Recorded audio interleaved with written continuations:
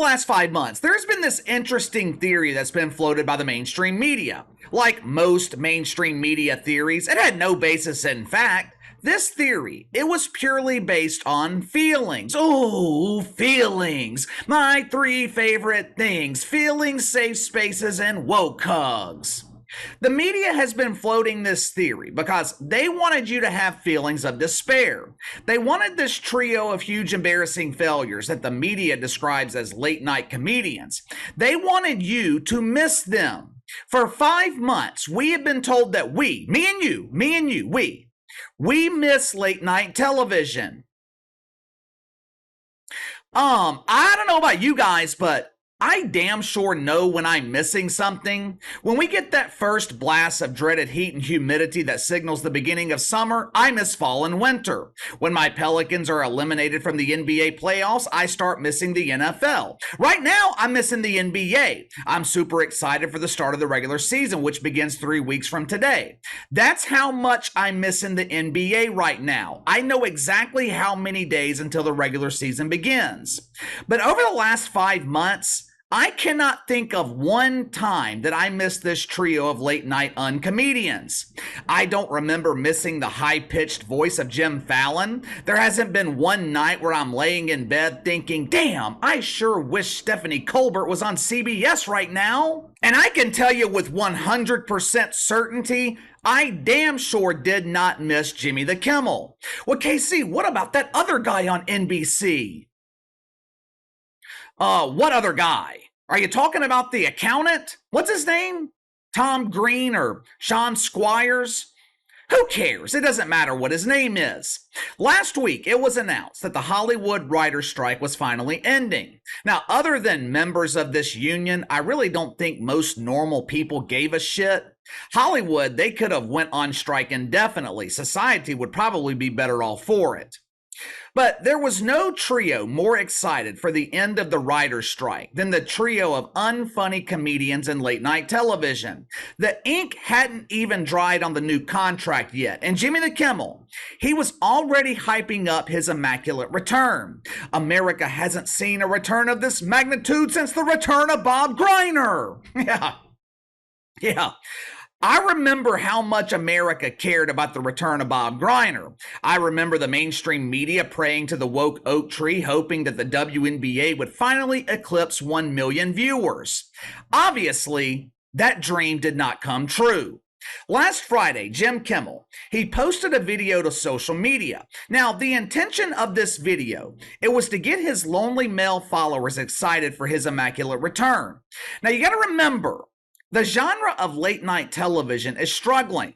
Broadcast networks, they are seriously thinking about getting out of the late night television business. Like I told you guys before, these shows are very, very expensive to produce. That's why CBS got rid of James Corden. KC, CBS didn't get rid of him, James Corden quit. Yeah, sure. That might have been the shit sandwich they served to the media, knowing the media loves to consume the doodle delicacy, but if that show was so important to CBS, how come they didn't replace Jamie C? 99% of the time, there's only one reason networks cancel a show. It ain't making money.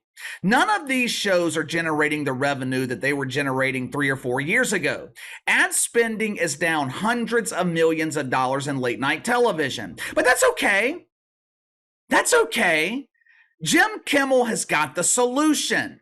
After a 5-month hiatus, Jim Kim, he knew exactly what to do to stiffen the woke boner for his big return. He contacted one of his besties to be a part of the promo, Kim Kardashian. Hey, Kim, it's Jim. Girl, I need your help. I'm trying to capture the attention of lonely men, and I know you're the perfect person to help me with that. Jim, the men who like me, they aren't really in your target demographic, are they? Watch this for yourself. Now keep in mind, this was meant to be funny. This was meant to entice people to stay up late Monday night and watch this polished turd. Try not to fall asleep. Roll the film. Yeah, hi. I just wanted to let you know that we're back on the air on Monday. What do you mean? I mean, the writer's strike is over and the show's going to be back. Are you happy? Yeah, I'm happy. I mean, everyone here is really happy. And What do you mean? what do I mean? I mean, it's been 150 days since we did a show, and I'm happy we're back at the show. But you don't care. You don't even like the show, I guess. No, that's where I think that you're wrong. If anything, I was like, I don't like, and I told Chloe, I don't like your look. I don't like this. I don't like. You don't like my look? I knew you hated my fat farms. She's a witch. She's an actual witch.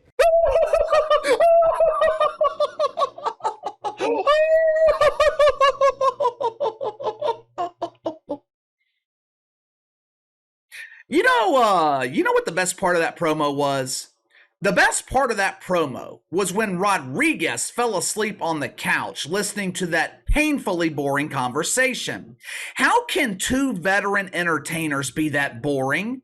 After 5 months of being unemployed, that is the best that Hollywood writers could come up with? I'm not even a comedian, but if you gave me 5 months, I could come up with something better than that.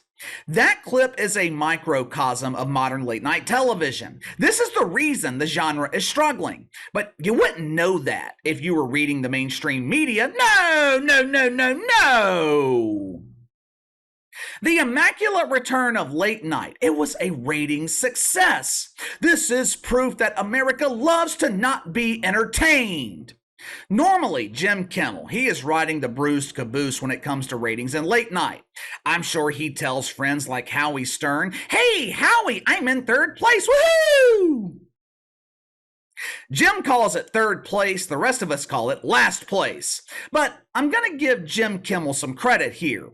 For one night only, for the big return of late night television, Jimmy Kimmel was #1 in the ratings.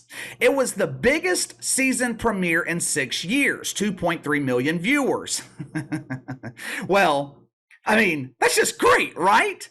I mean, this is proof that I have been wrong all this time. Late night TV isn't irrelevant. Late night TV is thriving. First of all, Jay Leno, David Letterman, they would have been fired if they drew 2.3 million viewers for their season premiere.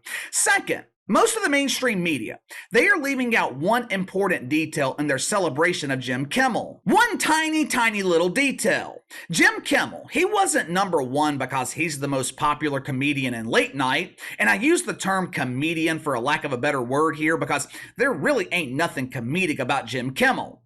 Jim happened to have the benefit of the best lead-in on television. KC, was Bomani Jones his lead-in? The Bobo? The Bobo is the worst lead-in. He couldn't lead a pack of starving wolves into a butcher's ass. Monday night, ratings for Jimmy Kimmel were inflated by the millions of people who were watching ABC for Monday Night Football. Now, I can't remember the ratings off the top of my head for Monday Night Football. I would assume over 10 million people were watching. But you could give Fran the Former Man that lead-in, and they could keep 2 million viewers tuned in.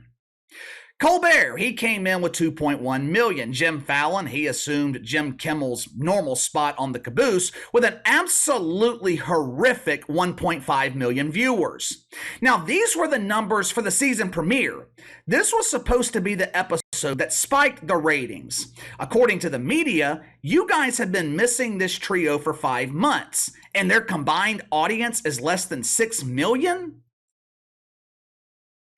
I did a little bit of research this afternoon. I wanted to know how normal people felt about late night TV. Now, sure, the ratings, they paint a clear picture that normal people have abandoned this genre long ago, but ratings, they can be twisted. Hell, the media is doing an excellent job right now presenting these ratings as a success.